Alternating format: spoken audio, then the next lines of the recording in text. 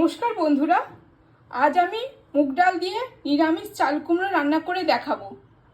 তার জন্য একটা চাল কুমড়ো নিয়ে নিয়েছি, মুগ ডাল, কাঁচা লঙ্কা, আদা গ্রেট করে নিয়েছি, ফোড়নের জন্য নিয়েছি শুকনো লঙ্কা, তেজপাতা, গোটা জিরে, হলুদ, নুন, চিনি, তেল আর রোস্টেড জিরা পাউডার। নিয়েছি অল্প ঘি। প্রথমে চাল কুমড়োটা আমি কেটে নেব। চাল কুমড়োটা আমি ভালো করে কেটে ধুয়ে নিয়েছি। এবার গ্যাসে কড়াই বসিয়ে দিলাম।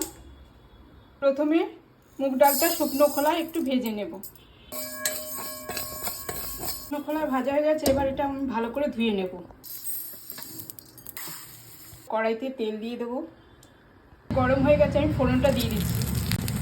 গ্রেট করে রাখা আদা, কেটে রাখা চাল কুমড়ো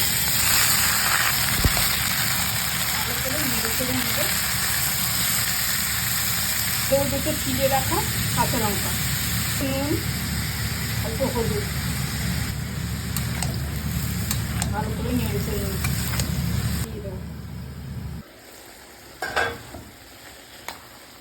দিয়ে দেবো ধুয়ে রাখা মুগ ডালটা, ভালো করে নেড়ে চেড়ে নেব। ঢাকা দিয়ে দেবো।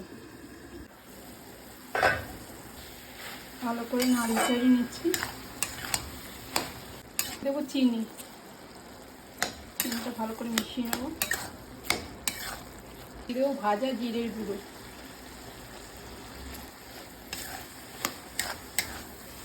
দিয়ে দেবো অল্প ঘি। ভালো করে নেড়ে চেড়ে আমি নামিয়ে নেব।